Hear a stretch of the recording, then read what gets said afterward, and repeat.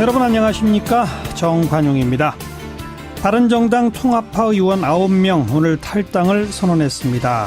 문재인 정부의 포퓰리즘 폭주와 안보 위기 심화를 막아내기 위해서 보수 대통합을 위해 노력하겠다, 이렇게 탈당의 변을 밝혔는데, 하지만 비판 여론도 또 거셉니다. 잠시 후에 오늘 탈당을 선언한 이종구 의원의 이야기 들어보겠고요.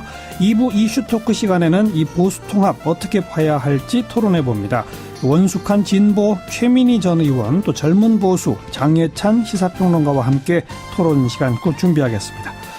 그리고 오늘 또 한 가지 뜻밖의 뉴스가 전해졌어요. 서울 상암동에 4m 높이의 박정희 전 대통령 동상이 세워진다는 소식인데, 이것도 논란이 뜨겁습니다. 한국문화유산정책연구소 황평우 소장의 의견을 한번 들어보죠. 잠깐 광고 듣고 시작합니다. 바른정당의 의원 9명이 오늘 기자회견을 열고 탈당을 공식 선언했죠. 지난 5월에 이미 13명 의원이 자유한국당으로 돌아갔으니까 이게 두 번째 탈당 사태입니다.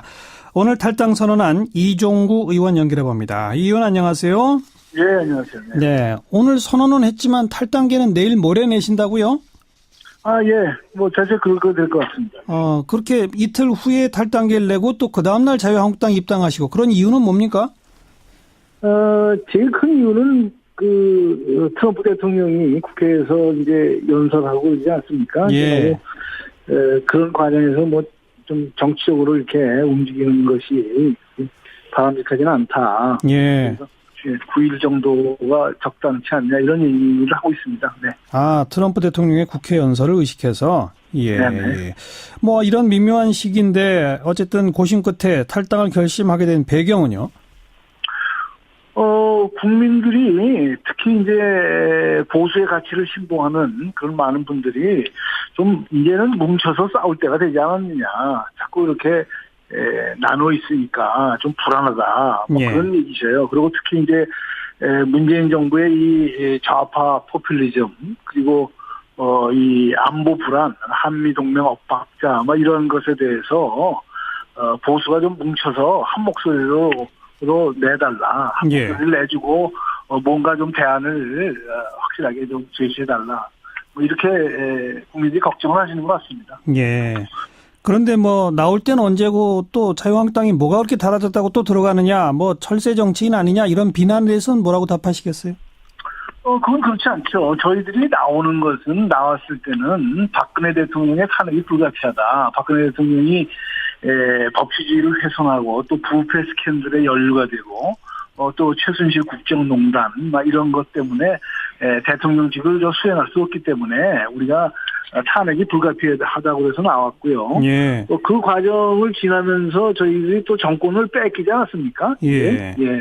보수 쪽에서 정권을 진보 쪽에 내줬는데, 이제는 진보 쪽에서 하는 여러 가지 정책에 대해서 우리가 좌시할 수 없기 때문에, 네. 이제는 뭉쳐서 싸우는 것이 좋겠다, 이렇게 판단을 했습니다. 자유한국당은 분명히 좀 달라졌다고 보십니까? 저희는 자유한국당이 많이 달라졌다고 그렇게 보는 건 아니죠. 그렇지만은 자유한국당의 쇄신 이전에 좀 뭉쳐라. 예. 그리고 지금 홍준표 대표가 어느 정도 친박 청산의 그런 의지를 좀 보이고 있지 않습니까? 예. 저희들이 소위 팔적이라고 그래가지고 그동안에 숙당 내지는 출당을 요구를 했는데, 네네. 어느 정도 지금 그쪽 방향으로 가고 있습니다. 네. 예. 그쪽 방향으로 가고 있다고 표현하셨는데, 지금 네네. 박근혜 전 대통령 출당 결정에 대해서도 이미 자유한국당 내에서 반발이 나오고 있고. 그건 당연하죠. 또 계속 지금 그 박근혜 대통령에 대해서 그 애정을 표시하고 태극기를 들고 계시는 분들도 많이 있지 않습니까? 예. 한국당에도 그런 분들이 많이 있으니까 그런 분들은 좀 생각이 틀리겠죠. 네. 그렇지만 저는 그건 장기적으로는 그분들이 책임 있는 분들이 반성을 해야 된다. 그렇게 예. 하기 위해서는 이제 그분들도 이제 달라지겠죠. 예. 그리고 최경환, 서청원 두 의원에 대한 제명권은 의원총회에서 3분의 2 이상 찬성을 얻기가 매우 힘들어 보이는 양상인데, 그건 어떻게 보세요? 저는 최경환, 서청원 의원이 지금 의원직을 상실하는 게 아닙니다. 예. 다만 자유한국당을 떠나시는 거죠. 예. 이정현 의원이나 뭐 이렇게 같이 그분들 같이 예. 이제 무소속으로 계셔달라 이런 얘기 아니겠습니까? 근데 예. 그것도 받아들이지 않는 거는 진짜 이해하기가 곤란해요. 예. 그래서 두 분이 스스로 이거에 책임을 지고 좀 나가주셔야 되는데 네. 계속 안 나간다면은 자유한국당 지도부도 생각이 있겠죠. 네. 뭐 지금 절차상은 의원총회에서 3분의 2 이상의 표결을 얻는 방법밖에 없고. 저는 3분의 2가 가능하다고 봅니다. 아, 가능하다고 네. 보신다? 예, 저는 그렇게 보고 있어요. 네. 만약 들어갔는데 의원총회에서 3분의 2 못 얻으면요? 그러면 뭐 다시 또 나오십니까? 아니요. 그건 다르죠. 그거는 이제 자유한국당에 지금 여러 가지 상황을 잘 컨트롤 해가지고. 예. 그거는 저희들도 거기 보태야죠. 9명이 보태야죠. 아, 그분들이 나가도록 하는데 힘을 보태겠다? 그런 말씀? 예. 그런가 하면 또 자유한국당 내에 뭐 이재만 최고위원, 뭐 이장호 의원 이런 분들은 뭐 특히 김무성 의원을 겨냥해서인지 21대 총선 불출마 내지 정계 은퇴 선언을 해야 그래야만 자유한국당이 받아줄 수 있다. 이런 얘기까지 나오는데 그건 어떻게 보세요? 글쎄요, 저는 김무성 의원, 제가 19대 국회의원을 안 했기 때문에, 근데 19대 때 일어난 정확한 상황은 제가 잘 모르겠어요. 그렇지만은, 객관적으로 이렇게 봤을 때, 김무성 의원은 오히려 희생자가 아니냐. 특히, 지난번 공천 과정에서 진박 감별사하고, 라고 해가지고, 박근혜 대통령한테 충성도가 낮은 사람들은 다 쫓아냈잖아요. 근데 그게 김무성 의원이 한 것은 아니라는 거는 다 알지 않습니까? 네. 하지만 그런 강한 반발이 또 있습니다. 그건 또 이제 네, 그렇죠. 당에 들어가서 그냥 맞서 싸운다. 그런 말씀이겠군요. 그렇죠. 그건 옳지 않은 거니까요. 그리고 그 대통령을 둘러싸고 그동안에 호가호위하고 여러 가지로 그야말로 권력을 엔조이했던 그런 사람들이 지금 와서 자꾸 박 대통령에 대해서 계속 그렇게 얘기하고 충성하는 것 같이 그렇게 하는 거는 박 대통령을 모독하는 거죠, 어떻게 보면. 네. 솔직히 개혁 보수를 기치로 내걸은 바른정당의 실험은 실패했다고 보시는 거죠?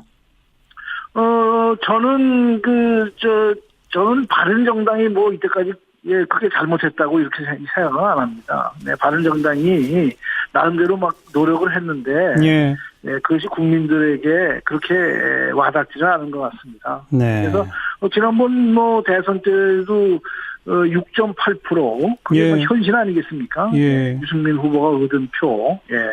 근데 그 후에도 6.8% 그 부분에서 지금 지지도가 가고 있거든요. 그래서 국민들이 버렸다는 것보다는 바른정당이 크게 약진을 못했다. 저는 보고 있습니다. 9명으로 끝입니까? 추가 탈당이 또 있습니까? 그거는 알 수 없습니다. 근데 지금 출마를 13일 날 전당대회 하지 않습니까? 박인수 의원하고 정운천 의원이 지금 사퇴를 하셨어요. 그랬죠. 두 분들도 좀 생각을 좀 바꾸시는 게 아닌가 지금 그렇게 보고 있는데 모르겠습니다. 정확한 건지. 네, 여기까지 들을게요. 고맙습니다. 예, 감사합니다. 네, 아직까지는 바른정당 소속인 이종구 의원이었습니다. 박정희 전 대통령 기념재단이 오는 13일 마포구 상암동에 있는 박정희 대통령 기념도서관 정면에 4m 높이의 박정희 전 대통령 동상을 세울 계획이다. 이렇게 밝혔는데요. 여기에 대해서도 또 논란이 뜨겁습니다. 자, 이분의 의견 들어봅니다. 한국문화유산정책연구소의 황평우 소장. 안녕하세요. 네, 안녕하세요. 예. 우선 기본적으로 어떻게 판단하세요? 찬성입니까? 반대입니까? 어떤 의견이세요? 저는 분명한 반대고요. 그리고 또 나머지 이게 동상이 너무 무분별하게 세우는 거에 대해서 저는 좀 경계를 하고 있습니다. 그리고 박정희 전 대통령이 우리 현대사에서 대한민국 국민들한테 이게 기념이나 기억될 만한 분인가에 대해서 이렇게 역사적인 평가와 문화적 평가가 좀 해야 된다고 생각을 해요. 예. 그래서 뭐 이렇게 기억될 만한 기념될 만한 분은 아직은 아닌 것 같은 그런 생각이 듭니다. 예. 아직은 아니다. 네네. 아, 좀 더 평가가 예. 좀 더 냉정하게 이루어져야 될 것 같은데, 예. 만약에 이제 냉정하게 여러 역사적인 문제나 경제 개발이나 이런 부분에 대해서 냉정하게 평가가 된다라면, 예. 지금처럼 한 개인의 우리 그 일부 이렇게 추종하시는 분들 보면 마치 무슨 조선시대 근세국가처럼 한 개인에 대해서 너무 매몰되고 있는데, 예. 사회가 다원화되고 문화적인 현상들이 발전해 갈수록 어떤 집단을 대표하는 한 그 절대 지도자 같은 사람들한테 이렇게 매몰되는 현상은 예. 잘 안 나타날 거라고 생각이 되거든요. 그러면 예. 이제 시간이 지나서 역사와 문화적으로 평가가 된다라면 예. 박정희 전 대통령에 대한 기억은 좀 냉정하게 생각을 하겠죠. 예, 예. 그런데 이미 박정희 전 대통령 동상이 경북 구미에도 있고 영등포구 물레동 근린공원에도 있고 한국과학기술연구소에도 있단 말이에요. 네네. 뿐만 아니라 김대중 전 대통령 동상도 뭐 광주에 있고 또 노무현 전 대통령 동상도 또 있는 곳이 있단 말이죠. 그런 건 어떻게 보세요? 저는 아까도 처음에 말씀드렸지만요. 기본적으로 100년의 평가, 그러니까 일반적으로 우리가 근대사를 100년 전의 역사를 평가하는데, 예. 이제 물리적으로 그 역사적인 평가가 완성되지 않은 상태에서 일부 추종하는 분들에 의해서 동상을 세우는 거에 대해서는 전 그렇게 바람직하지 않다고 생각합니다. 왜냐하면 아하. 적어도 동상을 세우고 기념물을 세우는 게 아시겠지만 근대 국가주의나 국민국가 이후에 예. 19세기 후반 이후에 그런 기념물들이 많이 세워지거든요. 예. 그런데 이 정도 동상을 세우려면 사회적 합의가 좀 있어야 될 것 같아요. 적어도 어떤 시민들이나 국민들이 80-90% 이상의 어떤 찬성이나 예. 문화적 평가, 역사적 평가가 있어야 되는데 예. 우리는 그냥 집단적으로 어떤 매몰돼 가면서 아하. 거대한 지도자를 만드는 예. 좀 이게 약간 국가주의 잔재가 아직 많이 남아 있는 것 같아요. 그래서 예. 저는 예. 이거는 공해로 봅니다. 공해다. 정신적인 공해나 물리적인 공해로. 예. 그러니까 황평우 소장께서는 김대중 전 대통령이나 노무현 전 대통령의 동상도 문제 있다고 보시는 거군요. 일부 문제가 있습니다. 그러나 이제 그것이 이게 이런 차이는 있겠죠. 강요와 집단적으로 만들어지는 거하고 네. 일부 이제 차이는 있을 겁니다. 분명히. 예. 저는 동상에 대해서 그렇게 찬성하는 사람은 아니지만 예. 일부 이제 김대중 대통령이나 노무현 대통령은 제가 아직 본 것 같지가 않은데 김대중 대통령은 몇 군데가 있습니다. 그러니까 소박하면서 작게 또 표현이 또 다른 사람들은 공격할지 모르겠는데 예. 그렇지만 이제 그분들을 보면은 이렇게 모여서 강요하거나 이러지는 않거든요. 그래서 예. 이 동상을 세울 때는 제가 아까도 말씀드렸지만 집단의 기억을 강요하느냐 예. 아니면은 그 지역 안에서 그 커뮤니티 그 집단 안에서 작게끔 소박하게 가느냐 이런 문제는 분명히 존재한다고 봅니다. 그런데 이번 경우도 박정희 대통령 기념재단이 박정희 탄생 백돌 기념사업 추진위원회라고 하는 민간 단체가 있는 모양이에요.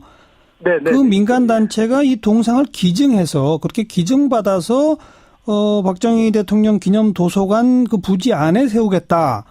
그럼 무슨 세금 들어가는 것도 아니고 자발적으로 좋아하는 사람들이 만드는 건데 어떠냐? 이런 논리는 뭐라고 말하시겠어요? 아니 예를 들어서 4m라고 지금 얘기하셨잖아요. 예. 그리고 이제 저는 그게 일종의 보이지 않는 강요라고 생각을 하는데 4m라는 높이. 예, 높이라는 거는 물리적인 강요와 예. 그 4m의 동상을 세우기 위해서 여러 가지 경제적으로 여러 사람들한테 후원금을 받을 거고 할 거 아닙니까? 그리고 구미에도 이미 5m 정도의 동상이 있어요. 예, 예. 그리고 서울시 같은 데는 사실은 김대중 대통령이나 이런 분들은 그 지역에 있는 경우가 거의 대부분이고, 예. 박정희 전 대통령 같은 경우 구미에 이미 5m가 동상이 있어요. 이미 있는데. 그리고 예, 서울에 지금 예전에 5.16 쿠데타 하기 직전에 물레 근린공원에 있는 박정희 전 대통령 흉상도 있고, 예, 예. 그다음에 한국과학기술연구소에도 만들어놨다라고 하는데요. 예. 그러면 서울의 상암동이라고 한다면 우리 미디어나 이런 어떤 의미로 보면 사실 대한민국 수도 아닙니까? 여기에 굳이 무상으로 임대받은 땅에다가 정문에다가 4m짜리 만든다. 저는 지역을 너무 만들어서 강요하는 거 아니냐. 예. 그러니까 지금 이게 새로운 21세기에 19세기 때는 집단 국가주의가 강요되듯이 지금은 마치 집단 기억을 우리한테 강요받는 이런 현상에 대해서는 저는 경계해야 된다고 보는 거죠. 알겠습니다. 아무튼 근데 거기에 그 동상 세우는 문제를 서울시의 허가를 받아야 되는지 말아야 되는지를 놓고 지금 설왕설래인 모양인데 당연히 받아야죠. 그건 좀 일단 지켜보도록 하고요. 황평우 소장의 의견은 여기까지 듣겠습니다. 고맙습니다. 네, 감사합니다. 한국문화유산정책연구소 황평우 소장이었습니다. 의제와 전략그룹 더 모아의 윤태곤 실장 어서 오십시오. 네, 안녕하세요. 국정감사 다 끝나가죠? 내일까지예요. 예. 그러니까 이제 마무리 국면인데 지금 대체로 이제 겸임 상임위가 진행이 되고 있어요. 네. 예결위, 정보위, 운영위 이런 곳인데 겸임 상임위가 대체로 중요한데 그 중에서도 눈에 띄는 곳은 오늘 운영위. 운영위원회. 예. 운영위원회가 청와대를 대상으로 그렇죠. 국감하는 곳이죠. 맞습니다. 예. 운영위는 구성 자체가 각 당 원내 지도부로 구성이 되는 거예요. 그렇죠. 원내대표, 원내 부대표들, 그러니까 원내 지도부 당 핵심이 포함된 곳이고 청와대를 피감기관으로 두고 있으니까 불꽃이 튀기죠. 항상 그래요. 네. 항상 또 쟁점이었던 민정수석 출석 네. 문제. 올해도 또 불거졌죠? 맞습니다. 조국 수석이 불출석했습니다. 사유서를 내고 네. 이게 사유서가 이제 모범 답안이라고 할까요? 항상 똑같습니다. 그 비서실장이 자리를 비우면은 그 민정수석이 자리를 지켜야 된다. 그래서 불가피하게 못 나가겠다. 이번에 이제 조국 수석도 그런 사유서를 보냈는데 한국당의 김선동 의원이 이제 먼지 쌓인 레코드판 같다. 그 불출석 사유서가. 그렇죠. 매일 반복되는 이야기다. 예. 그러면서 한 말이 지난번 여야 사당 원내 수석이 기관 직무 신청할 때 조 수석이 당연히 명단에 들어있었고 여당도 문제 제기가 없었다. 증인 신청 자체에 대해서는 여당이 시비를 안 걸었다는 거죠. 네. 그럼 이제 합의된 증인인데 막상 국감 당일이 닥쳐오자 불출석 사유서를 냈다. 이렇게 지적했어요. 나오려고 하다가 안 나왔다. 나온다는 식으로 하다가 안 나왔다. 그게 이제 근데 그건 자유한국당 이야기고 제가 볼 때 원래 나올 생각이 없었던 것 아무튼 같아요. 매년 이렇게 그렇죠. 되잖아요. 예. 박용진 이제 민주당 의원이 반박을 한 게 작년에 지상욱 의원이 했던 그걸 이제 낭독을 했어요. 민정수석은 남아있는 게 관례다. 대통령 비서실장에게 질의하면 충분하다. 과거 문재인 전해철 민정수석이 한 번씩 출석한 전례가 있는데 지금 우병우 수석 건은 다르다고 이야기할 수 있다. 하하. 이렇게 이야기하지 않았냐. 예. 그러면서 이제 우병우하고 조국은 다르다 이랬는데 예. 다른 점이 있겠지만 근데 이건 계속 반복됩니다. 어쨌든 매년 똑같아요. 올해도. 완벽한 여야 공수교대. 그렇죠. 미러 이미지 거울 보고 이야기하는 거 맞죠. 네. 근데 오늘 운영위 청와대 국감에서는 이 문제보다 임종석 비서실장 이름이 많이 떠오르던데요. 지금 제가 오면서 보니까 포털 실시간 검색어에 임종석, 전희경, 임종석 그러니까요. 아주 위로 올라가 있는데 예, 어떤 일이 있었던 거예요? 전희경 의원 심했던 것 같아요. 제가 볼 때 임종석 비서실장을 향해서 뭐라고 질의를 했는고 하니 전대협의 강령을 보면 반미, 민중에 근거한 진보적 민주주의를 밝히고 있다. 청와대에 들어간 전대협 인사들이 이 같은 사고에서 벗어났다고 볼 수 있는 근거가 없다. 하하. 이런 인사들이 도널드 트럼프 대통령의 방안을 이야기한다고 하는데 때맞춰 반미운동을 한다는 사람들과 뭐가 다른지 알 수가 없다. 네. 이게 언제적 전대협 얘기를 다시 꺼내는 거. 전대협이 92년까지 있었어요. 하하. 93년부터 바뀌었는데 예. 어쨌든 잘 알려져 있듯이 임 실장이 전대협 의장 출신이지 않습니까? 네. 임 실장 겨냥한 거죠. 예. 임 실장이 대체로 국회에 오면은 차분하게 하고 이제 야당 의원들하고도 별로 이게 각을 안 세우는 편이거든요. 예. 그런데 이 대목에서는 목소리를 매우 높였습니다. 매우 모욕감을 느낀다. 그게 질의인가? 매우 유감이다. 560 때 광주를 짓밟고 민주주의를 짓밟을 때 어떻게 살았는지 제가 보지 않았다. 그건 질의한 전희경 의원에 대한 이야기죠. 전희경이 어떻게 살았는지를 그렇죠. 보지 않았다. 나는 민주주의를 위해 노력하며 살았다. 전 의원이 그렇게 말할 정도로 부끄럽게 살지 않았다. 이러니까 또 이제 고성을 하고 지금 운영위원장이 그 자유한국당 정우택 원내대표입니다. 예, 또 예. 정우택 원내대표는 더 답변한 태도에 문제가 있다. 이래서 임종석 실장이 자기가 목소리 높인 데 대해서는 유감을 표명하면서도 이 뜻은 끝까지 밝혔습니다. 마지막에도 네. 한 번 더 이야기를 하더라고요. 예. 전희경 의원이 그 80년대에 있었던 전대협 강령을 다시 들먹인 그런 이유는 뭘까요? 그게 국감이 뭐 그래서는 안 됩니다만은 통상 뭐 기싸움도 있고 뭐 서로 고성도 오가고 또 야당이 정부를 몰아붙이는데 오늘 질의는 정도를 넘어섰죠. 제 생각에는 이게 지금 자유한국당이 전반적으로 많이 좀 어렵다 이런 네. 생각을 하고 있기 때문에 색깔론으로라도 전선을 치면은 강경 보수 진영을 결집시킬 수 있다 이런 판단을 한 것 같아요. 예.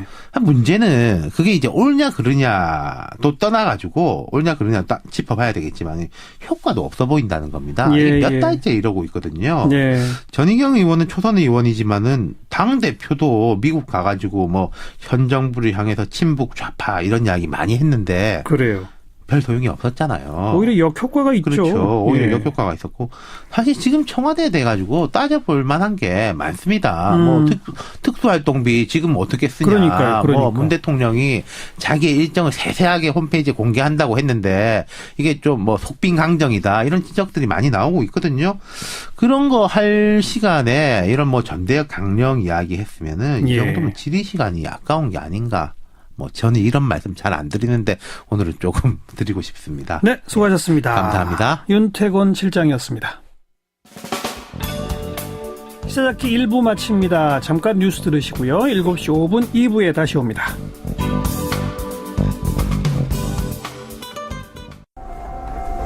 시사잡기 2부 오늘 하루 화제가 된 뜬 뉴스들 정리하면서 출발하죠. CBS의 김현지 기자 안녕하세요. 네, 안녕하세요. 네, 첫 소식은요. 네, 미국에서 또다시 총기 난사 사건이 발생해 최소 26명이 숨지는 참사가 벌어졌습니다. 텍사스의 한 작은 마을 교회에서 일어난 사건이라 더 큰 충격을 주는데요. 네. 흡사 영화 킹스맨의 한 장면 같다. 이게 실화냐 하며 누리꾼들도 충격과 애도를 나타냈습니다. 정말 작은 소도시라면서요? 네, 이곳은 주민이 360여 명밖에 안 되는 작은 마을인데요. 허허. 이번 참사로 주민 10분의 1이 숨지거나 다친 셈입니다. 총기 난사가 더 큰 참사로 번지지 않은 것은 이웃 주민의 용기 덕분이었는데요. 범행 뒤 교회에서 달아날 때 한 주민이 총을 들고 쫓아가자 이 범인은 총기를 떨어뜨리고 차량으로 도망갔다고 합니다. 네. 범인은 데빈 패트릭 켈리라는 26살 남성으로 도주하던 중 숨졌습니다. 경찰의 총에 맞아 숨졌는지 스스로 목숨을 끊은 건진 아직 확인되지 않았습니다. 네. 자, 다음 소식은요. 네, 한샘 성폭행 논란입니다. 이 사건은 지난주 금요일 한샘의 한 여성 신입사원이 사내 성폭력 피해를 호소하는 장문의 글을 인터넷에 올리면서 촉발됐는데요. 네. 지난 주말을 지나 발생 사흘째인 오늘까지도 계속 검색어 상위권에 올라 오늘의 뜬 뉴스로 꼽았습니다. 네. 이 피해 여성은 남성 동기에게 화장실 몰카를 찍히자 문제 제기를 했는데 사건 해결을 도와주던 교육 담당자가 자신을 성폭행했고 설상가상으로 성폭행 사건 조사 과정에서 회사 인사팀장이 또다시 성추행을 했다고 주장하면서 논란이 커졌습니다. 네. 조사 결과 몰카 사건 피의자는 경찰에 구속됐고 성추행을 한 인사팀장은 해고됐지만 문제는 성폭행 혐의의 교육 담당자가 멀쩡히 근무 중이란 건데요. 강제가 아닌 쌍방 합의하에 성관계를 맺은 것으로 경찰이 결론을 내린 겁니다. 네. 이에 이 여성은 다시 여론에 호소하며 재수사를 요청했고 비난이 쏟아지자 한샘 사장은 직접 사과하면서 수습에 나섰습니다. 하지만 현재 청와대 국민청원 게시판에는 사건 재수사를 촉구하는 청원에 14,000여 명이 서명하고 한샘 불매 움직임도 확산되고 있습니다. 네. 일단 경찰에서는 한번 불기소 처분했던 거라 뭐 재수사가 어렵다는 입장이라는데 지금도 여론이 들끓으면 어떻게 될지 좀 지켜봐야 되겠네요. 자, 다음 소식은요. 네, 혹시 한현민 씨라고 들어보셨어요? 한현민? 네네. 개그맨 이름 아닌가요?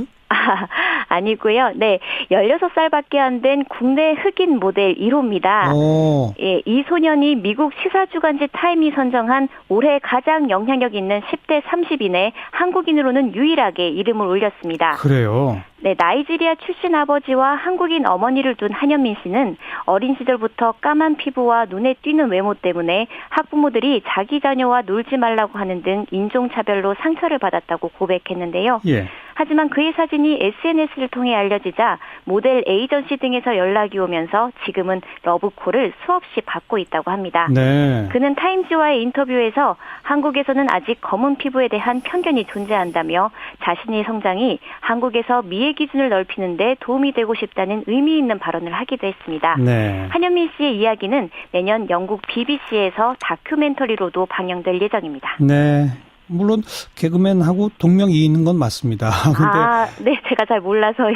죄송합니다. 아무튼 그 검은 피부에 대한 편견을 깨는 그런 의미에서 아주 주목되는군요.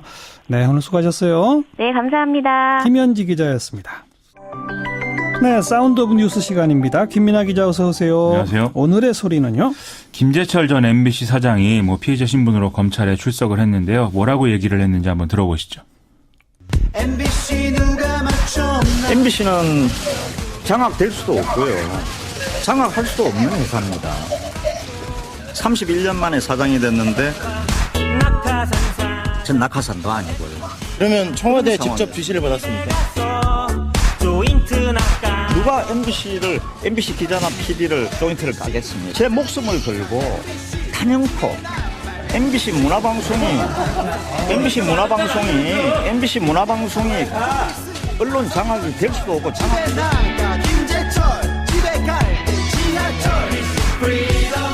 네, 이 배경음악을 아주 절묘하게 편집을 했네요. 김재철 사장 발언하고. 그렇습니다. 이 5년 전에 파업할 때 당시 언론노조 MBC 본부 조합원들이 만들어서 불렀던 MBC 프리덤이라는 노래였는데요. 묘하게 지금 이제 발언들하고 다 매치가 되는 그런 부분들이 있죠. 김재철 전 사장은 이명박 정부 시절에 국가정보원과 공모를 해서 정권 차원의 공영방송 장악을 실행한 거 아니냐, 이 의혹을 받고 지금 출석을 한 상황입니다. 그런데 오늘 발언을 보면 전면 혐의 부정이네요. 들으신 대로 MBC는 장악될 수도 없고 할 수도 없는 회사이다. 그리고 국정원의 MBC 정상화 문건, 이거 받은 적도 없고 본 적도 없다. MBC 사내 인사 관련 지시를 받은 일도 없다. 이런 주장을 쭉 이제 일관하고 있는데요. 예. 그러나 김재철 전 사장 재임 중에 정부 비판적 성향 프로그램 제작진이 교체가 됐다든지 방송의 방영이 보류됐다든지 또 제작 중단 등의 부당한 압박이 있었다라는 진술은 이미 산더미처럼 있는 그런 상황이죠. 네. 방송문화진흥회는 지금 기존 MBC 경영진을 해임 추진하고 있는 거죠? 지난 1일에 방송문화진흥회가 김장겸 사장 해임 결의안을 이제 제출한 상황이고 3일에는 고영주의 사장 불신임안이 가결됐죠. 예. 김장겸 사장 해임 결의안은 8일 날 임시이사회에서 논의될 예정이라고 하는데 여기서 가결이 되면 주주총회에서 해임 여부를 최종 결정하게 됩니다. 주주총회까지 가는군요. 그렇습니다. 예. 현재 전체 이사 9명 중에 5명이 이제 여권 성향이 있기 때문에 1차적으로는 가결될 가능성이 높다고 보고 주주총회 역시 방문진이 MBC 주식의 70%를 갖고 있는 것이고 이것에 대해서 의결권을 행사하는 것이기 때문에 해임안 의결 요건인 3분의 1을 넘길 수 있을 전망이다. 이렇게 보도가 되는 상황이죠. 네. 다음 뉴스는요? 일본을 방문 중인 도널드 트럼프 미 대통령이 아베 신조 일본 총리와 오늘 정상회담을 진행했는데요. 오바마 정권의 대북 정책이었던 전략적 인내가 끝났다라는 점을 분명히 하면서 북한과의 대화를 위한 대화는 의미가 없고 중국이 더 큰 역할을 해줘야 된다. 이런 점에서 양국의 정상 합의를 이뤘다고 지금 밝혔습니다. 그런데 무역 문제에 있어서는 트럼프 대통령이 불편한 시각을 드러냈다면서요?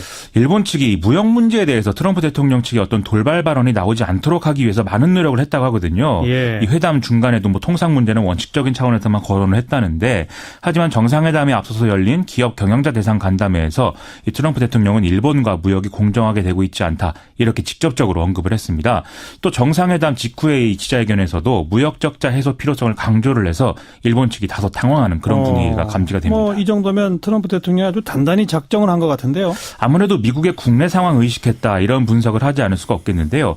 지금 이제 미국의 로버트 뮬러 특검이 대선 캠프의 핵심 인사들을 기소하는 그런 상황이 됐고 또 트럼프 대통령의 핵심 측근이라고 하는 스티브 배넌 이런 사람들이 공화당이 이 어떤 트럼프 대통령의 탄핵을 용인할 수도 있는 상황이다. 이렇게 우려하고 있다. 이런 보도까지 나오는 그런 상황입니다. 예. 그러다 보니까 핵심 지지층인 백인 저소득 노동자 계층에게 일종의 정치적 구조 신호를 보내기 위해서라도 이 사람들이 원하는 메시지를 지금 줘야 하는 상태가 된 건데요. 그래서 이 무역 적자 해소 여기에 방점이 찍힌 그런 얘기들을 하는 것 같습니다. 그런 배경을 보면 우리나라에 와서도 또 중국에 가서도 똑같은 문제 제기를 하겠네요. 여기서 이제 주목할 대목이요. 미일 정상이 합의한 내용 중에 자유롭게 열린 인도 태평양 전략, 이것을 공동외교 전략으로 표명했다, 이런 점인데요. 예. 이거는 지난해 아베 신조 일본 총리가 케냐에서 내놓은 이 외교안보 노선입니다. 트럼프 대통령이 이걸 수용하는 그런 모양새가 된 것이죠. 근데 이 내용의 핵심이 미국, 일본, 거기에 호주와 인도까지 끌어들여서 대중국 견제를 확대한다, 이런 내용이거든요. 그러면 당연히 방중 일정에서 시진핑 주석이 좀 불편해할 것인데 여기에 대해서 어떻게 하겠느냐, 이 기자들이 이걸 물어봤습니다. 예. 그러자 트럼프 대통령이 중국과의 무역 불균형 문제를 언급하더라는 거죠. 아하. 결국 외교안보 전략을 중국과의 무역 적자 해소를 위한 하나의 카드로 생각하고 있다, 이거 아니겠습니까? 예. 이 트럼프 대통령은 북핵 문제 해소를 위해서 중국이 역할을 해야 된다라고 말하고 있는 것인데, 반대로 말하자면 북핵 문제 역시도 무역 적자 해소의 조건으로 지금 부차화될 수 있는 상황이라는 거죠. 그렇죠. 내일부터 이 방한 일정 진행이 되는데 우리나라도 여기에 대해서 현명한 대응을 해야 되겠습니다. 트럼프 대통령이 기업인 출신이라는 거 우리가 꼭 잊지 말아야 되겠어요. 맞습니다. 다음 뉴스는요? 이명박 정부 시절 국가정보원의 이른바 댓글 공작, 이에 대한 수사를 은폐하려 한 혐의를 받고 있는 변창훈 서울고검검사가 투신을 해서 결국 숨졌다라는 소식입니다. 네. 오늘 오후 3시에 영장 실질심사를 앞두고 서초동의 한 법무법인에서 상담을 받고 있는 상황이었는데 4층에서 이제 바닥으로 뛰어내린 것으로 추정이 되고 있습니다. 얼마 전에도 수사 대상자 한 사람이 스스로 목숨을 끊었죠. 그렇죠. 지난달 30일에는 국정원 소속 변호사 정모 씨가 스스로 목숨을 끊은 채로 발견이 됐었는데요. 이 정모 변호사는 국정원 심리전단 요원 등의 변론 과정에 관여했던 걸로 조사가 됐고, 숨지기 전에 이 변창훈 검사와 수차례 통화한 사실이 알려지기도 했습니다. 이 변창훈 검사 등은 2013년 국정원이 검찰 수사에 대응하기 위해서 만든 현안 TF의 일원이었는데, 압수수색에 대비해서 가짜 사무실을 만든다든지 심리전단 요원들의 증언 및 진술 내용에 지침을 주는 이런 행위를 통해서 사건을 은폐를 기도했다, 이런 의혹을 받고 있는 거죠. 이렇게 두 번째나 이런 일이 벌어지니까 검찰로서는 압박을 받을 수밖에 없는 상황이네요. 당장 유족들이 검찰이 과도하게 수사를 진행해서 변창훈 검사가 극단적 선택을 할 수밖에 없었다, 이런 항변을 하는 상황입니다. 또 서울중앙지검 국정원 수사팀이 깊은 애도를 표하며 매우 안타깝게 생각한다, 이런 입장을 냈는데, 이게 좀 곤란함이 적나라하게 드러난 그런 대목 아니겠습니까? 어떤 경우든 좀 수사를 받는 사람이 죽어서는 안 되겠지만, 그렇다고 실제로 드러나는 의혹을 또 일부러 살살 다룰 수도 없는 일이죠. 진실을 분명하게 밝혀내는 게 모든 가오를 바로잡을 수 있는 일의 시작이다, 이 점을 좀 명심해야 될 것 같습니다. 네. 자, 다음 뉴스는요? 오늘 국민의당 안철수 대표와 유성엽 의원이 간에 적나라한 설전이 벌어져서 화제가 되고 있습니다. 먼저 포문을 연 것은 유성엽 의원이었는데요. 이 메신저 바이버에 올린 글에서 최근 안철수 대표가 문재인 대통령을 강하게 비난하는 것 등을 이제 문제 삼으면서 중대 결단, 이 자진 사퇴를 시사하는 그런 발언을 이제 한 것입니다. 네. 안철수 대표가 반응을 보였나요? 이스라엘을 방문 중인데 안철수 대표가 페이스북에 직접 글을 올려서 반박을 했습니다. 이런저런 이제 유성엽 의원의 문제 제기에 대해서 불편한 심경 그대로 드러내면서 이런 당에 있는 게 무척 불편할 것이다, 이렇게 썼거든요. 이게 불만 있으면 나가라, 이런 얘기로 들릴 수가 있어서 좀 파장이 커지는 상황입니다. 이게 단지 유성엽 의원 또 안철수 대표 두 사람만의 문제가 아니잖아요. 그렇습니다. 오늘 박지원 의원도 글을 올려서 이 바른정당의 분당 사태를 언급하면서 안철수 대표가 바른정당 대상으로 통합 논의 이런 걸 진행한 것들에 대해서 비판을 하는 그런 모습 보였고요. 또 이상돈 의원도 언론을 통해서 이제 지금 당은 폭발 직전이고 안철수 대표 리더십은 와해됐고 당은 분당의 길로 가고 있다, 이런 취지의 지금 주장을 하면서 갈등이 확대되고 있습니다. 결국 이것도 정계 개편으로 가는 거냐, 이거죠? 그렇습니다. 아직 단언하긴 이른데 어쨌든 바른정당의 분당 사태가 국민의당의 분화도 촉발시킬 가능성, 이걸 배제할 수 없는 상황인 것은 분명한 것 같습니다. 그렇죠. 이 바른정당의 분당으로 자유한국당이 장기적으로는 원내 일당까지 노릴 수 있는 이런 상황이 되는 것인데, 더불어민주당 입장에서는 또 이걸 보고 있을 수는 없는 것이고 결국 국민의당의 손을 뻗지 않겠느냐, 호사가들은 이런 얘기를 하고 있거든요. 예. 그러면 차기 대권을 보는 안철수 대표는 반대쪽으로 움직일 수밖에 없는 건데 지금 이런 상황이 지금 보여지고 있는 거다, 이런 해석도 가능하다는 거죠. 네. 이게 바람직한 정치냐, 이건 또 따로 논해볼 만한 문제인 것 같습니다. 바람직인지 아닌지를 떠나서 어쨌든 정치권은 지금 이합집산의 와중에 사로잡혔습니다. 그렇습니다. 다음 뉴스는요? 국제탐사보도 언론인협회가 조세 회피처인 영국령 버뮤다에 위치한 로펌 애플비에서 입수한 문건을 공조 취재한 결과를 공개했습니다. 이 문건에 의하면 영국 여왕과 윌버로스 미국 상무장관을 비롯한 각국 주요 지도층이 조세 회피처에 거액을 투자한 정황이 드러나서 파장이 만만치 않을 것 같은데요. 특히 엉뚱하게도 트럼프 대통령의 러시아 스캔들로까지 불똥이 튈 수 있어서 주목이 되고 있습니다. 이게 왜 러시아 스캔들로 연결이 되나요? 일단 지금 트럼프 행정부의 주요 인사인 윌버로스 상무장관이 조세 회피처에 보유한 해운회사를 통해서 블라디미르 푸틴 러시아 대통령의 측근이 운영하는 기업에 투자한 사실이 드러났다는 것이거든요. 아, 그래요? 그렇습니다.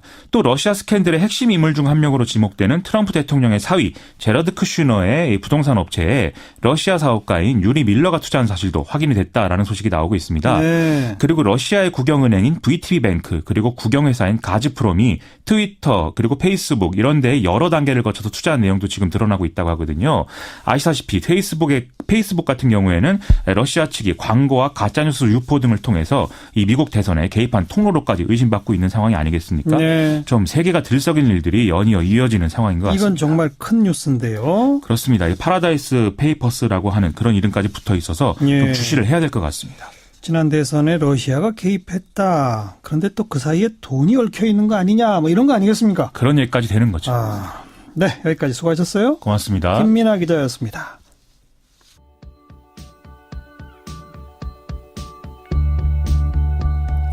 오늘 시사자키가 고른 노래입니다. U2의 With or Without You. 오늘 바른정당 탈당 보수 대통합 뉴스를 보면서 골라봤어요.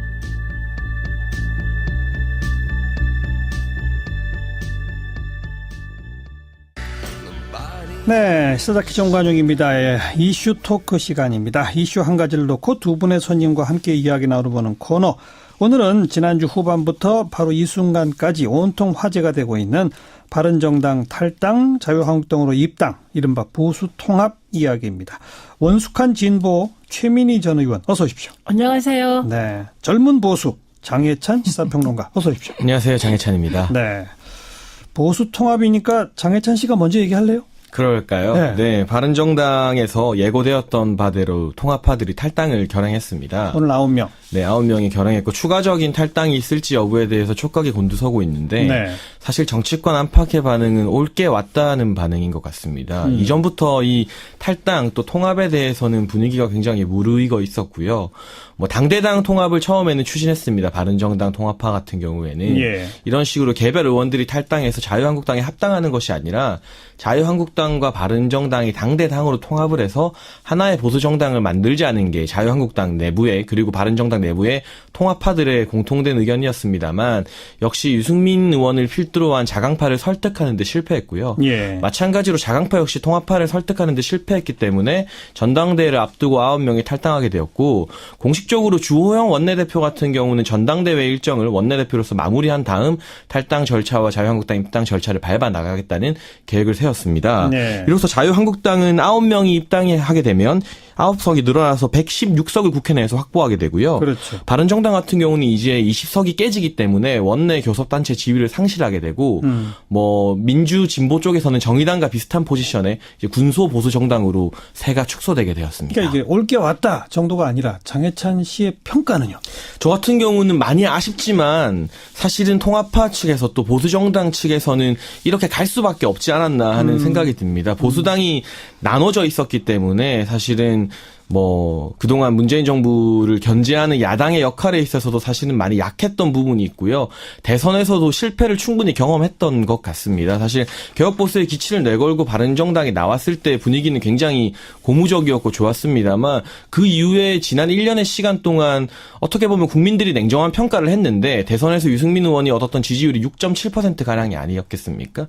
그것이 이 현실 정치하에서 국민들이 바른정당에 내렸던 성적표라고 보여지고 그 성적표가 특별히 개선되지 않은 상태로 지방선거와 총선까지 계속 끌고 가는 것은 이 정치인들의 어떤 현실 정치 입장에서는 불가능한 일이라고 보기 때문에 하나의 정당, 보수정당을 만들어서 현실적으로 대안을 제시하는 쪽이 더 설득력을 얻지 않았나. 특히 보수 지지하는 국민들 사이에서는 그 부분이 설득력을 얻지 않았나 하는 생각을 하고 있습니다. 최민희 전 의원 어떻게 보세요? 일단 지금 우리 보수가 위기죠. 원래 네. 이합집산은 저희 전공이잖아요. 근데 이제 저희 같은 경우는 지금 하고 있는 상층 엘리트끼리 이해관계 통합도 해봤고 바닥에서부터도 통합을 해봤고 그다음에 이제 뭐 저는 온 입당법까지 발의해서 정당 구조 개혁을 통해서 정당을 바꾸고 뭐 통합하는 것까지 다 해봤는데 제가 이렇게 보면 지금 보수가 진짜 위기인 건 뭐냐면 네. 일반적으로 보수는 부패로 망하고 진보는 분열로 망하는 거잖아요. 근데 그런 지금 얘기가 있었죠 옛날부터. 네, 그게 뭐 이제 정석처럼 되는데 지금 보수는 부패 부패 비리의 온상이 되어버렸고 플러스 분열까지 돼 있는 겁니다. 예, 그런데 이제 이게 진짜 위기인데 이 위기를 어떻게든 이제 탈출을 해야 되잖아요. 그러면 이제 부패하지 않을 수 있는 방법. 왜 보수는 부패한가? 왜 국정농단은 일어났을까? 이런 거에 대한 깊은 고민을 하고 대안을 제시를 해야 되는 거죠, 스스로. 그게 핵심이죠. 잘라낼 걸 잘라내고. 예. 그런데 아까 바른정당이 뭘 못 보여줬다 그랬는데 자유한국당 또한 보여준 게 하나도 없습니다. 겨우 한 거는 이미 구속되어 있는 박근혜 대통령을 제명시킨 것뿐이란 말이죠. 네. 그리고 이제 바른정당이 탈당하면서 내걸었던 보수 혁신의 전제가 뭐였냐면 친박 8인방이요. 8인방을 그렇죠. 퇴출하라는 거였거든요. 근데 그 친박 8인방을 퇴출하기는커녕 친박 2인방조차 지금 퇴출 못 시키고 유야무야 하면서 들어가는 것이죠. 그러니까 이게 이제 보통 명분이 없다 이렇게 얘기하는 거고요. 네. 그다음에 더 큰 문제는 분열하지 않는 보수가 분열되어 있다는 겁니다. 이건 무슨 말이냐면 그 자유한국당과 바른정당의 분열을 얘기하는 게 아니에요. 보수 지지자들이 분열되어 있습니다. 이건 또 뭐냐면 과거에 이제 그 박근혜 대통령으로 인해서 형성된 젊은 보수층이 있었습니다. 그 젊은 보수층이 우리 당으로 올 것 같지는 않아요. 그 포션이 작아도. 근데 그 젊은 보수층은 박근혜 정부, 이명박근혜 정부의 비리, 그중에서도 그 취업 비리, 예. 그다음에 대학 입시 비리, 정유라 비리, 예, 등등 때문에 보수의 진짜 근본적인 혁신을 원하고 있는 거예요. 네. 그런데 지금 김무성 대표가 바라보고 있는 보수층은 과거에 박근혜 대통령을 지지했던 탄핵을 반대했던 14% 보수. 예. 그러니까 분열되어 있는 보수 중에도 제일 오른쪽에 있는 분들의 여론에 따라서 지금 이렇게 통합으로 가고 있는 것이거든요. 그래서 저는 이런 걸 세불리기라고 하거든요. 네. 근데 이런 식의 세불리기가 과연 자유한국당 지지율을 높여줄 거냐? 성공할 거냐? 네. 일단 지지율이 올라야 다들 좋아하시니까 네, 크게 오르지 못할 거라고 봅니다. 그리고 무엇보다 오늘 포털 검색해 보시면 오히려 유승민이라는 이름이 포털 검색어에 올랐지 뭐 김무성, 김용태 이런 분들 아무도 못 올랐거든요. 예. 한마디로 말하면 국민은 무관심하다. 제가 진행을 하면서 최민희 전 의원의 발언이 보통 이건 무슨 제대로 된 통합도 아니고 이렇게 비판과 공격으로 팍 시작하실 줄 알았더니 그게 아니라 정말 걱정하는 마음을 담고 우리 보수의 문제를 지금 조목조목 네. 지적하신 것 같은데 두 측면으로 나눠서 비리와 부패라고 하는 것을 떨어내는 황골탈퇴가 지금 뭐가 되느냐. 그리고 지지층이 분열되어 있는데 왜 한쪽으로만 가느냐. 네. 한번 답해보세요. 사실 너무 예리한 말씀이고 조목조목 다 사실 맞는 말씀이라고 저는 생각합니다.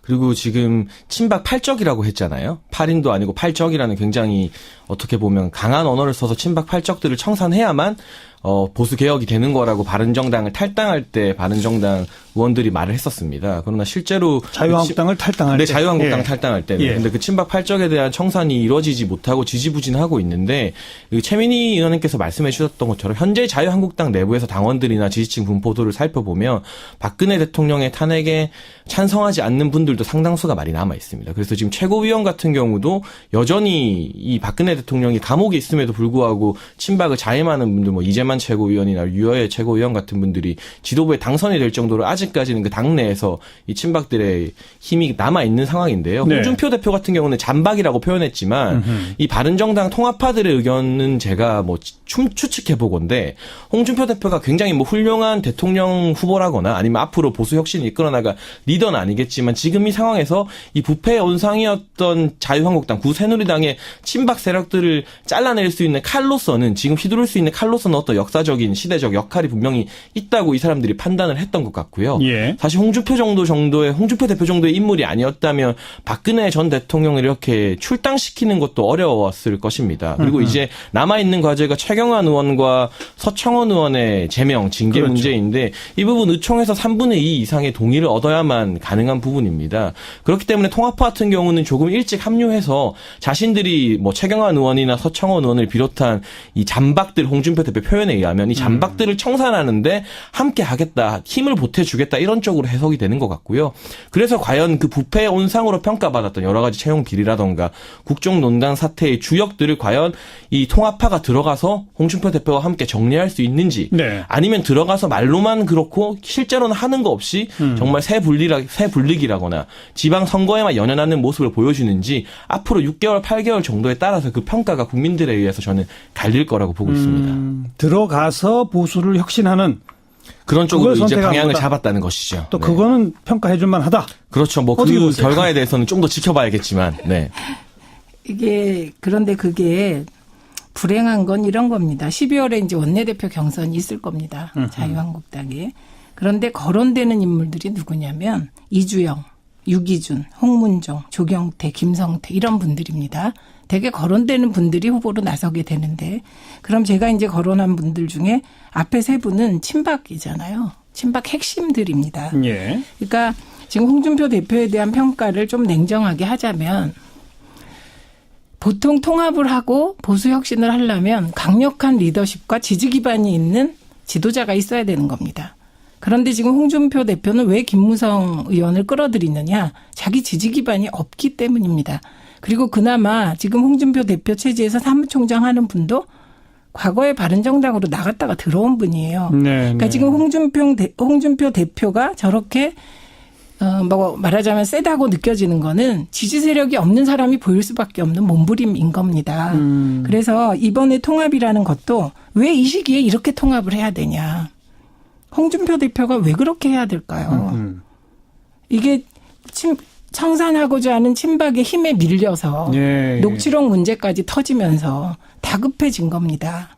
그리고 지금 박근혜 대통령 제명에 대해서는 다르게 평가해야 되는 게 진짜 박근혜 전 대통령은 이해할 수 없는 인물입니다. 왜냐하면 우리 정치사에서 대통령이 이제 임기 말에 이르면 레임덕이 되고 당원직을 박탈당하는데 그 과정이 제명인 적은 한 번도 없어요. 처음이죠, 이번에. 알아서 나갑니다. 왜? 예. 그 자기 당과 지지자에 대한 애정이 있기 때문에 자기가 뒤집어 쓰고 다 나가주는데 이분은 이런 국정농단의 사태에서도 자기를 주장하면서 제명에 대해서도 침묵하고 있는 거예요. 안 받아들이고 있거든요. 그래서 이런 분을 지금 자유한국당에서 내보내냐 안 내보내냐 의미가 없어요. 그냥 명분 주기밖에 안 되는 거거든요. 네. 그러면 김무성 대표는 왜 이 시기에 들어오려고 했냐.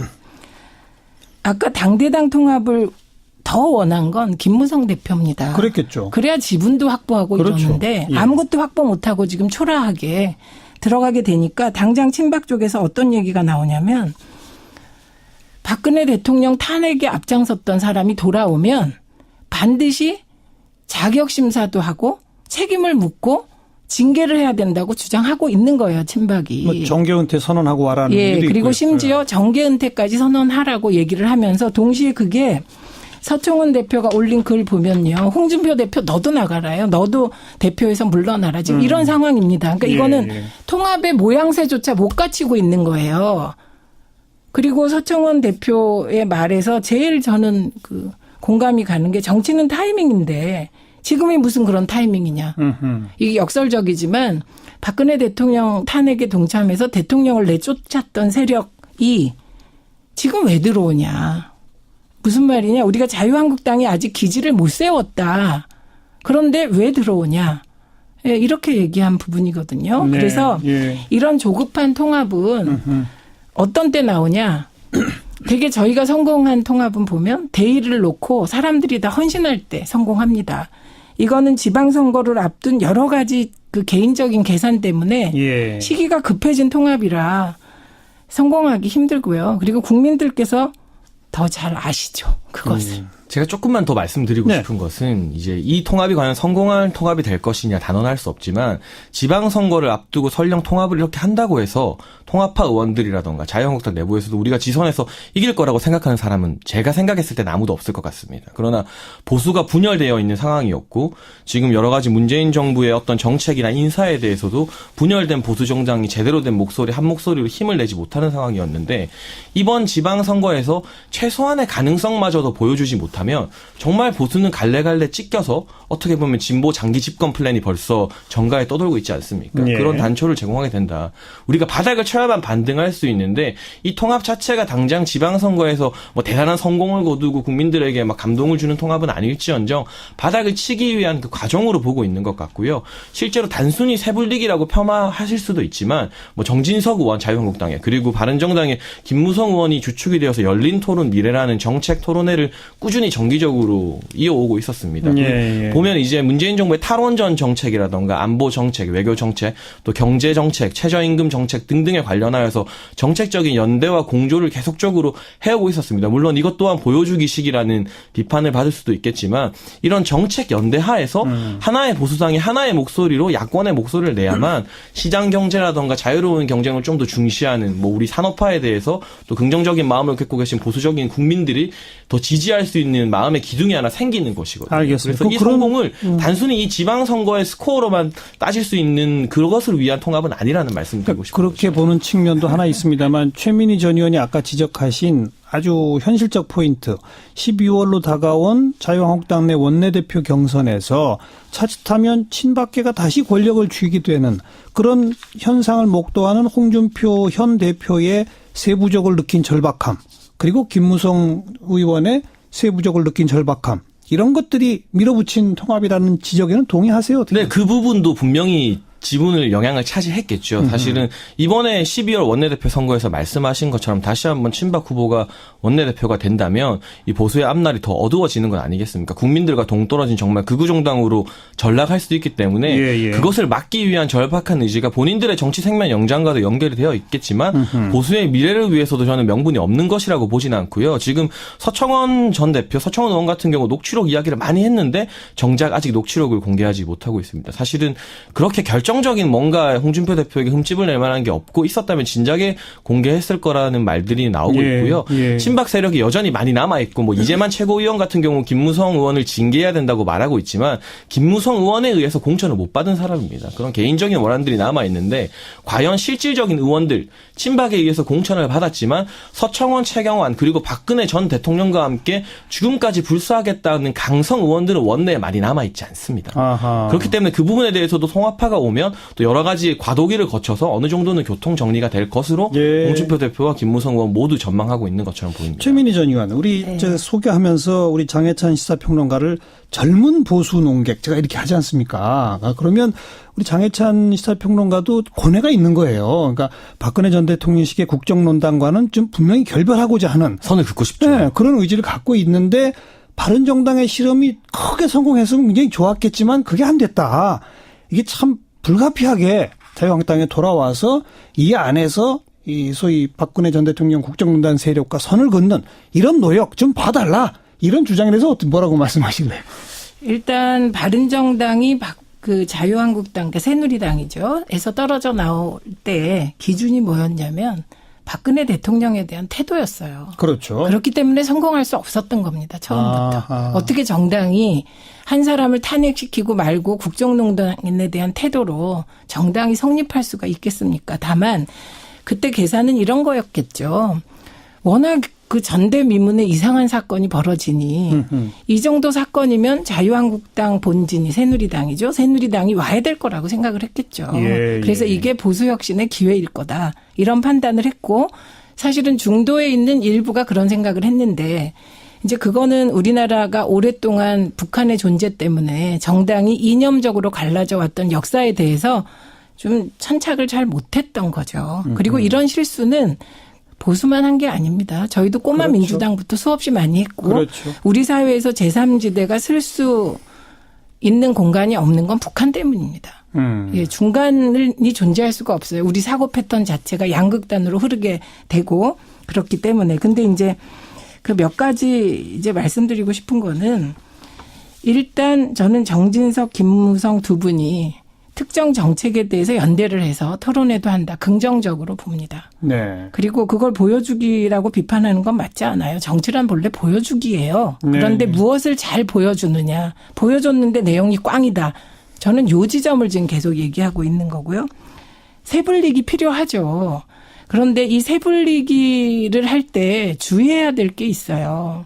우리는 그 원내 과반 이상도 해봤고 당장의 새누리당은 163석을 갖고 있었습니다. 지난 19대 때. 네. 그런데 제대로 국회 못 이끌었어요. 그래서 이제 세상이 바뀌어서 새를 불려서 정치를 잘하겠다는 생각은 시대 흐름에 맞질 않아요. 국민들은 다당제를 요구하거든요. 그래서 지금 필요한 건 대통령에겐 협치를 요구하는 거고 그다음에 국회에 요구하는 건 대화와 타협을 잘해라. 그렇죠. 지향을 확실하게 갖고 해라. 요거거든요. 그래서 저는 새불리기식 통합이 정치가 새불리기다라고 생각해온 우리 과거의 통념상 뭐 비판하고 싶지 않습니다. 그런데 시대에 뒤떨어진 방식이다. 성공하지 못했구나. 예, 요 얘기를 하고 있는 것입니다. 이제 말씀해 주신 부분에서 우리나라에 북한 때문에라도 제3지대가 성립하기 힘들다고 하셨는데 또 국민들은 다당제를 원한다는 게 조금은 약간 모순되는 말씀 그렇죠. 아닌가 싶고요. 그래서 이 다당제라는 게 좀 이상적으로 정치인들이 많이 가고 싶은 방향이라 하더라도 새불리기라기보다는 하나의 결집된 보수로서 그 안에서 다양한 스펙트럼 누구는 조금 더 오른쪽에 가깝고 또 예를 들면 저 같은 경우는 조금 더 왼쪽에 가까운 보수겠지만 그렇다 하더라도 하나의 보수라는 스펙트럼이 있어야만 이 통합된 목소리가 있어야만 우리가 정부 야당의 어떤 정책이 정부 여당의 정책을 견제할 수 있는 그런 수단으로서 이 통합이 필요하다는 점에 대해서는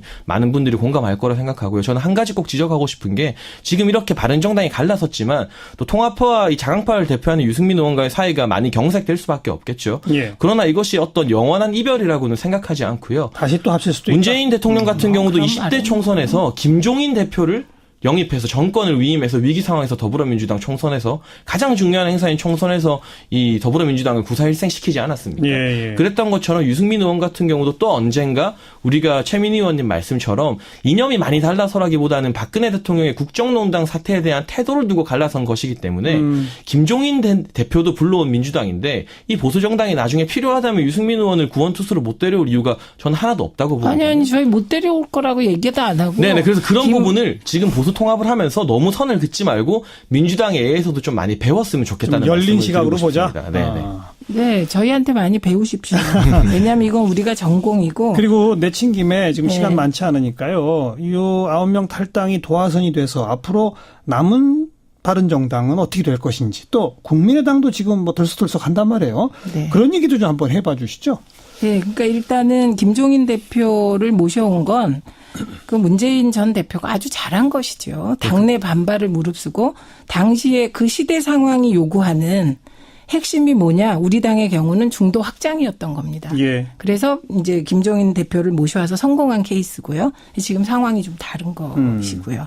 그다음에 저는 이제 유승민 대표를 비롯한 몇 분이 잘 못 버틸 거라고 봅니다. 아이고. 왜냐하면 저는 이런 그 제3지대에서 고생하는 정당으로는 정의당을 꼽습니다. 그런데 네. 정의당은 신념으로 똘똘 뭉친 집단이기 때문에 저렇게 버티는 겁니다. 그리고 풍천 노숙이 생활화된 분이에요.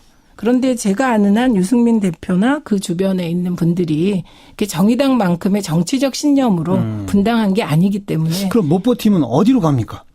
저는 유승민 대표는 쉽게 어디도 못 돌아갈 거라고 생각합니다. 왜냐하면 그 바른정당이 그러니까 이게 분당했지만 박근혜 대통령에 대한 태도로 그렇지만 바른정당이 나올 수밖에 없는 논리적 근거를 새누리당에서 제시한 최초의 인물이 유승민 그렇죠. 대표입니다. 그때 예. 제가 19대 국회에 있을 때 원내대표 연설 듣고 진짜 깜짝 놀랐고 네, 저 네. 사람이 만약에 보수의 중심이 된다면 무섭다. 이런 생각을 솔직히 한 적이 있습니다. 그런데 저희 입장에서는 좀 안도되고 또 나라 전체로 보면 불행하게도 중심이 네. 못 되더라고요. 그래서 유승민 대표는 혼자라도 한동안 바뀌게 될 것이다. 전 이렇게 보고. 국민의당도 쪼개질까요?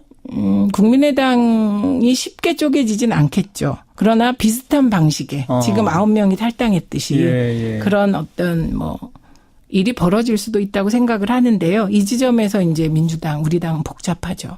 왜냐하면 거기까지. 네. 네. 우리 장해찬 씨도 앞으로의 전국 전망을 좀 해주시고 오늘은 마무리 지어야 될 것 같습니다. 바른정당 내부에 자강파만 있는 게 아니라 통합 전대파가 있습니다. 남경필 지사나 예. 뭐 김세연 의원 같은 경우 유승민 의원의 최측근으로 불렸음에도 불구하고 전대를 연기해서 자유한국당과 통합해야 된다는 입장이었습니다.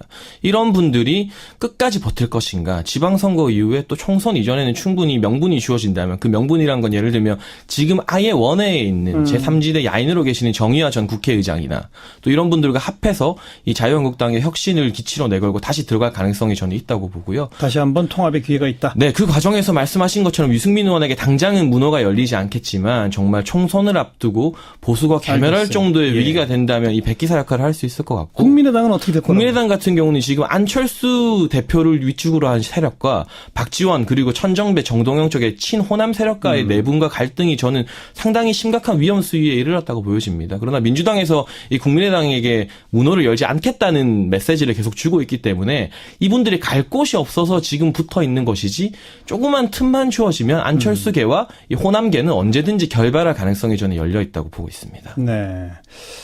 바로 그런 점에서는 지금 자유한국당이 116석이 되는데 5석만 더 추가하면은 원내 일당이 돼서 후반부 국회 구성에서 국회의장직을 갖게 된단 말이죠. 그럴 수 있죠. 이것도 하나의 변수가 돼서 앞으로 있을 민주당과 국민의당 사이의 이야기도 좀 우리가 주목해서 봐야 된다. 여기까지 제가 좀 덧붙여드리고요. 오늘 두 분의 토론은 여기서 마무리 짓겠습니다. 최민희 전 의원 또 장혜찬 시사평론가 수고하셨습니다. 감사합니다. 시사작기 오늘 여기까지입니다. 곧 이어서 11월 한 달 동안 보내드리는 특집이죠. 400초 음향 다큐 우리들. 매우 참신하고 감동적이라는 평가가 많습니다. 계속 애청해 주시고요. 전 내일 뵙죠. 안녕히 계십시오.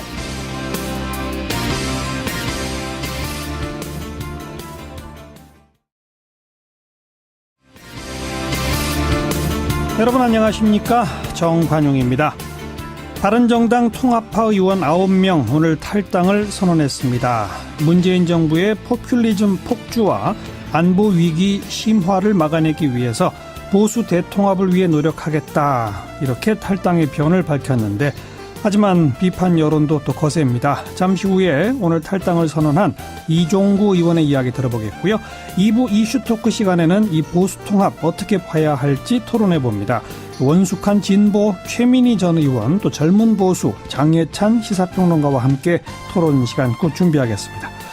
그리고 오늘 또 한 가지 뜻밖의 뉴스가 전해졌어요. 서울 상암동에 4m 높이의 박정희 전 대통령 동상이 세워진다는 소식인데 이것도 논란이 뜨겁습니다. 한국문화유산정책연구소 황평우 소장의 의견을 한번 들어보죠. 잠깐 광고 듣고 시작합니다. 바른정당의 의원 9명이 오늘 기자회견을 열고 탈당을 공식 선언했죠. 지난 5월에 이미 13명 의원이 자유한국당으로 돌아갔으니까 이게 두 번째 탈당 사태입니다. 오늘 탈당 선언한 이종구 의원 연결해봅니다. 이 의원 안녕하세요. 예, 안녕하세요. 네, 오늘 선언은 했지만 탈당계는 내일 모레 내신다고요? 아, 예. 자세 그거 될 것 같습니다. 그렇게 이틀 후에 탈당계를 내고 또 그 다음날 자유한국당 입당하시고 그런 이유는 뭡니까? 제일 큰 이유는 트럼프 대통령이 국회에서 이제 연설하고 그러지 않습니까? 예.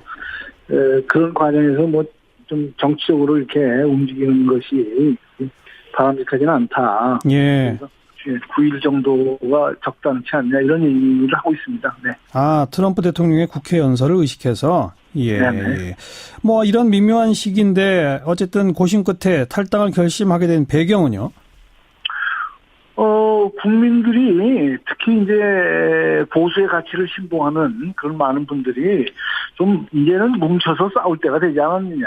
자꾸 이렇게 나눠 있으니까 좀 불안하다. 예. 그런 얘기죠. 그리고 특히 이제 문재인 정부의 이 좌파 포퓰리즘 그리고 이 안보 불안, 한미 동맹 엇박자 이런 것에 대해서 보수가 좀 뭉쳐서 한 목소리로 내달라. 한 목소리를 내주고 뭔가 좀 대안을 확실하게 좀 제시해달라. 이렇게 국민들이 걱정을 하시는 것 같습니다. 예. 그런데 나올 때는 언제고 또 자유한국당이 뭐가 그렇게 달아졌다고 또 들어가느냐, 철새 정치인 아니냐 이런 비난에 대해서는 뭐라고 답하시겠어요? 그건 그렇지 않죠. 저희들이 나오는 것은 나왔을 때는 박근혜 대통령의 탄핵이 불가피하다. 박근혜 대통령이 법치주의를 훼손하고 또 부패 스캔들에 연루가 되고 또 최순실 국정농단 이런 것 때문에 대통령직을 수행할 수 없기 때문에 우리가 탄핵이 불가피하다고 해서 나왔고요. 예. 그 과정을 지나면서 저희들이 또 정권을 뺏기지 않았습니까? 예. 보수 쪽에서 정권을 진보 쪽에 내줬는데 이제는 진보 쪽에서 하는 여러 가지 정책에 대해서 우리가 좌시할 수 없기 때문에 네. 이제는 뭉쳐서 싸우는 것이 좋겠다 이렇게 판단을 했습니다. 자유한국당은 분명히 좀 달라졌다고 보십니까? 뭐 저희는 자유한국당이 뭐 많이 달라졌다고 이렇게 보는 건 아니죠. 그렇지만은 자유한국당의 쇄신 이용하는 거 아니냐. 예. 그러니까 지금 이게 새로운 21세기에 19세기 때는 집단 국가주의가 강요되듯이 지금은 마치 집단 기억을 우리한테 강요받는 이런 현상에 대해서는 전 경계해야 된다고 보는 거죠. 알겠습니다. 아무튼 근데 거기에 그 동상 세우는 문제를 서울시의 허가를 받아야 되는지 말아야 되는지를 놓고 지금 설왕설래인 모양인데 당연히 받아야죠. 그건 좀 일단 지켜보도록 하고요. 황평우 소장의 의견은 여기까지 듣겠습니다. 고맙습니다. 네, 감사합니다. 한국문화유산정책연구소 황평우 소장이었습니다. 의제와 전략그룹 더 모아의 윤태곤 실장 어서 오십시오. 네, 안녕하세요. 국정감사 다 끝나가죠? 내일까지예요. 예. 그러니까 이제 마무리 국면인데 지금 대체로 이제 겸임 상임위가 진행이 되고 있어요. 네. 예결위, 정보위, 운영위 이런 곳인데 겸임 상임위가 대체로 중요한데 그 중에서도 눈에 띄는 곳은 오늘 운영위. 운영위원회. 예. 운영위원회가 청와대를 대상으로 그렇죠. 국감하는 곳이죠. 맞습니다. 예. 운영위는 구성 자체가 각 당 원내 지도부로 구성이 되는 거예요. 그렇죠. 원내대표, 원내 부대표들, 그러니까 원내 지도부 당 핵심이 포함된 곳이고 청와대를 피감기관으로 두고 있으니까 불꽃이 튀기죠. 항상 그래요. 네. 항상 또 쟁점이었던 민정수석 출석 네. 문제. 올해도 또 불거졌죠? 맞습니다. 조국 수석이 불출석했습니다. 사유서를 내고 네. 사유서가 이제 모범 답안이라고 할까요? 항상 똑같습니다. 그 비서실장이 자리를 비우면은 그 민정수석이 자리를 지켜야 된다. 그래서 불가피하게 못 나가겠다. 이번에 이제 조국 수석도 그런 사유서를 보냈는데 한국당의 김선동 의원이 이제 먼지 쌓인 레코드판 같다. 그 불출석 사유서가. 그렇죠. 매일 반복되는 이야기다. 예. 그러면서 한 말이 지난번 여야 사당 원내 수석이 기관 직무 신청할 때 조수석이 당연히 명단에 들어있었고 여당도 문제 제기가 없었다.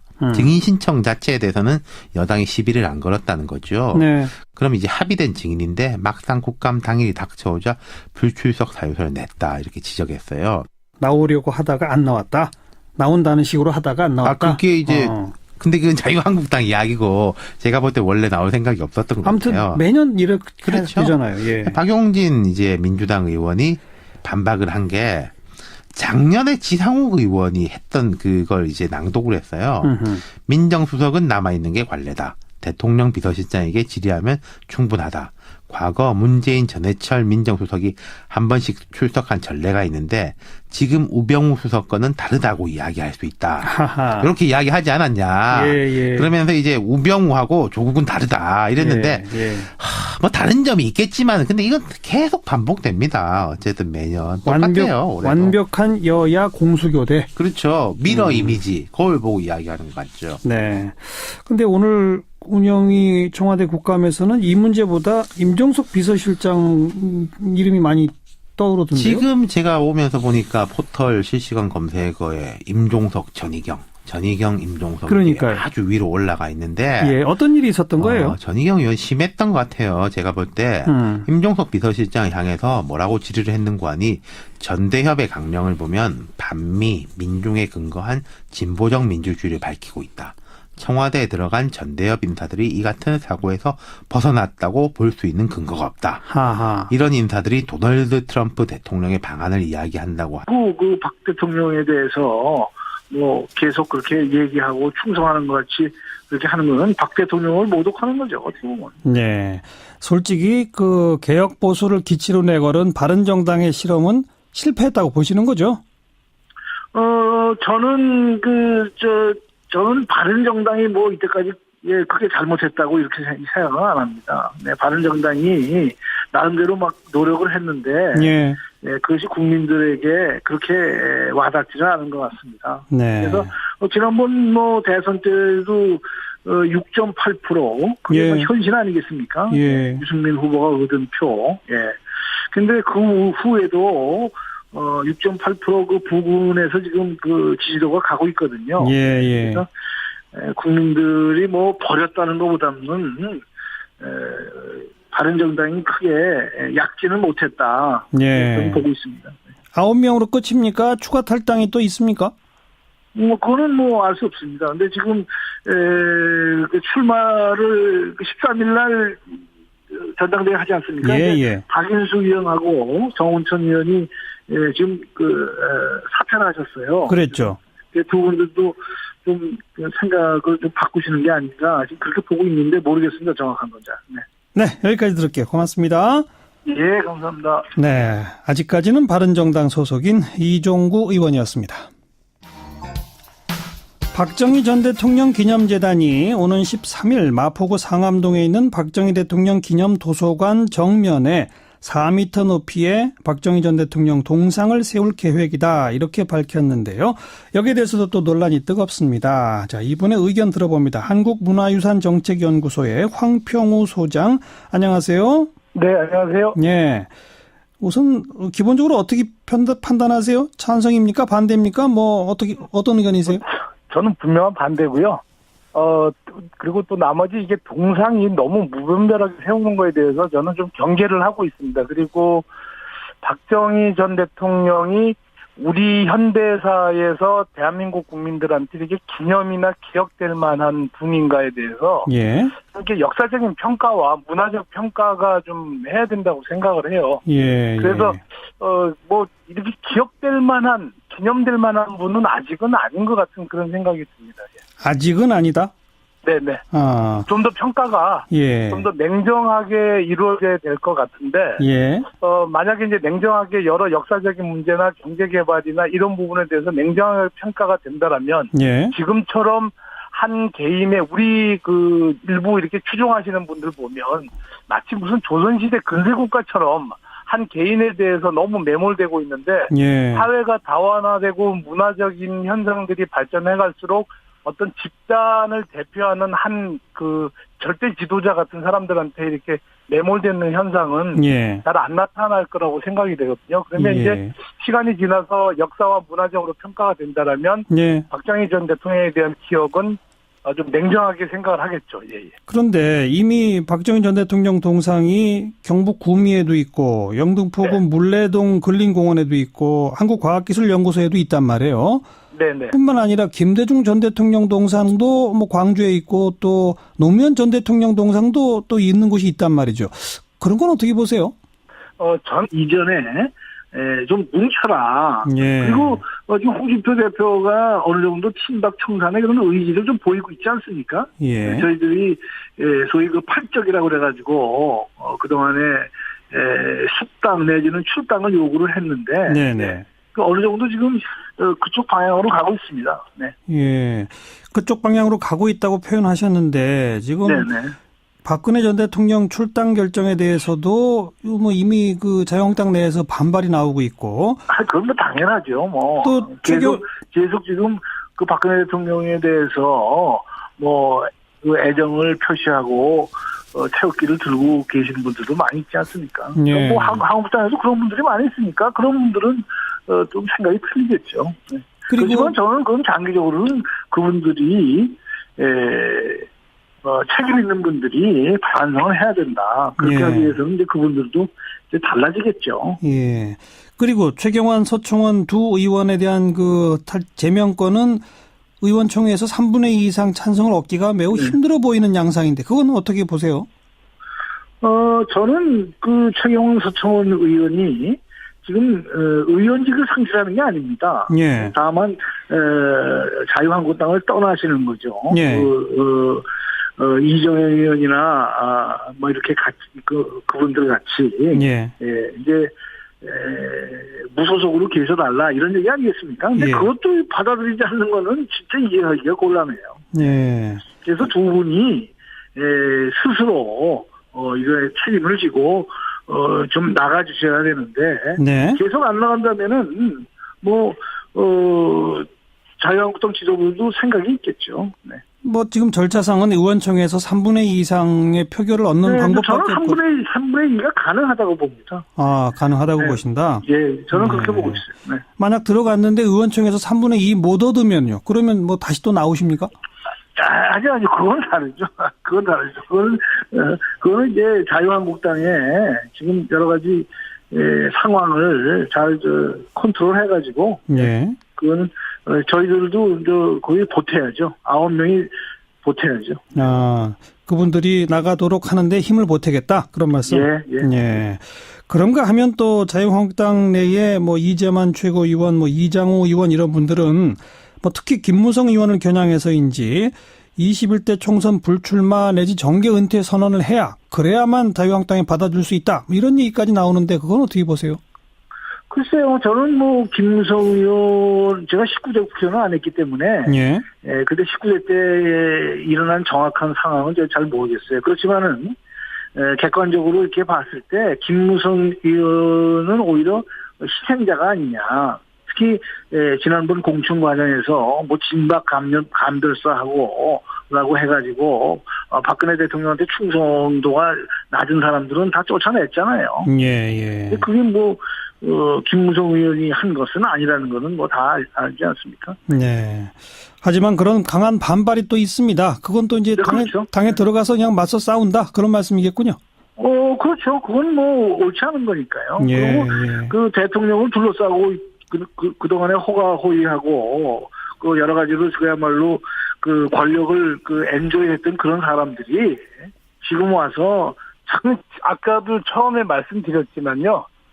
기본적으로 100년의 평가, 그러니까 일반적으로 우리가 근대사를 100년 전의 역사를 평가하는데, 예. 이제 물리적으로, 그 역사적인 평가가 완성되지 않은 상태에서 일부 추종하는 분들에 의해서 동상을 세우는 거에 대해서는 전 그렇게 바람직하지 않다고 생각합니다. 왜냐하면, 적어도 동상을 세우고 기념물을 세우는 게 아시겠지만 근대 국가주의나 국민국가 이후에 19세기 후반 이후에 그런 기념물들이 많이 세워지거든요. 그런데 이 정도 동상을 세우려면 사회적 합의가 좀 있어야 될 것 같아요. 적어도 어떤 시민들이나 국민들이 80-90% 이상의 어떤 찬성이나 문화적 평가, 역사적 평가가 있어야 되는데 우리는 그냥 집단적으로 어떤 매몰돼 가면서 거대한 지도자를 만드는 좀 이게 약간 국가주의 잔재가 아직 많이 남아있는 것 같아요. 그래서 저는 이거는 공해로 봅니다. 공해다. 공인적인 공해나 물리적인 공해로. 그러니까 황평우 소장께서는 김대중 전 대통령이나 노무현 전 대통령의 동상도 문제 있다고 보시는 거군요.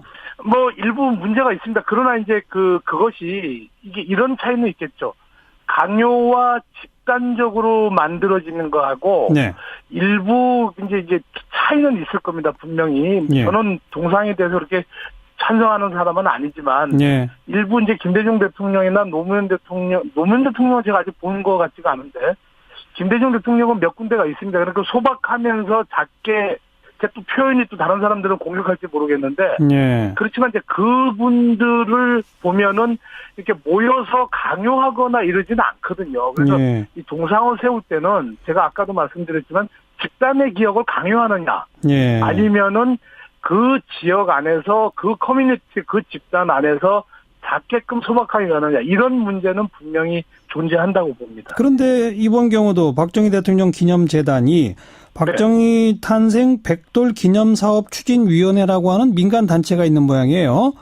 그 민간단체가 이 동상을 기증해서 그렇게 기증받아서 박정희 대통령 기념도서관 그 부지 안에 세우겠다.